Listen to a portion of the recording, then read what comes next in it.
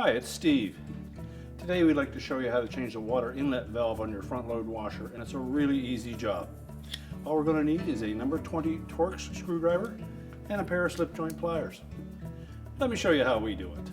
Now before we begin this repair, the first thing we'll need to do is to disconnect the power. So simply pull the plug. We'll also need to pull the washer far enough forward that we can access the screws that are on the back of the top panel. We'll also need to turn off the inlet water supplies and remove the hoses. So now that we have the washer pulled far enough forward that we can access the back, we'll remove the 3 screws that secure the top to the back panel.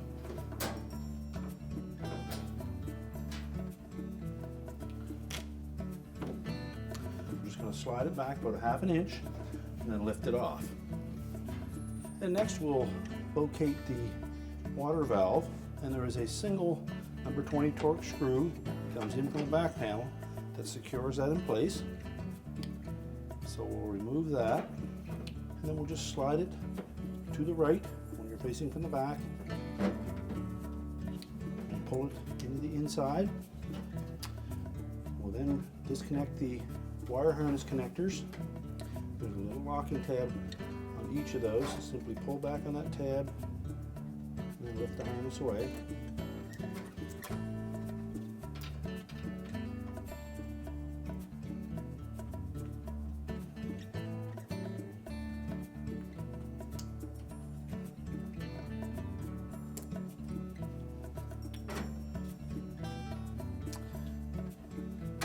Next we'll take our slip joint pliers and we're just going to squeeze that clamp on the outlet hose,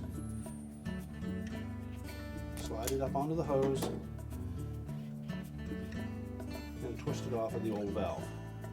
We'll next take our new valve, we'll fit that hose over the outlet barb. We'll take our pliers, reposition that clamp.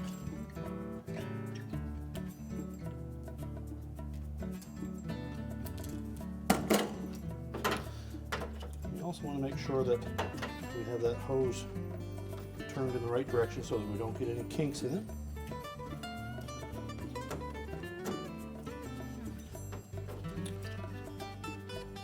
And then reconnect the wire harnesses to the individual coils.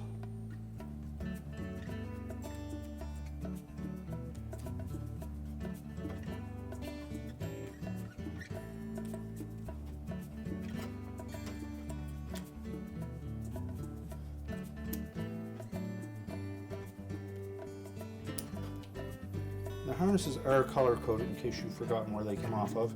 The hot inlet solenoid has a yellow cap on it, and the actual harness connector has a little bit of yellow paint on it as well. And once we have the harnesses reconnected, we'll fit that valve through the openings in the back panel until it's fully inserted. Pull it over to the left. We can then install the retaining screw.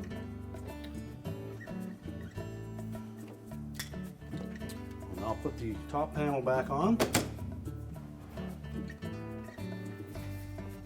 We're going to set that about ½ inch back from the back edge of that control panel. Slide it forward so that it engages, and then reinstall the 3 retaining screws at the back. We can now reconnect our fill hoses and turn on the water supply so we can check for leaks. We're now ready to reconnect the fill hoses and our drain hose, reconnect the power, and our repair is complete.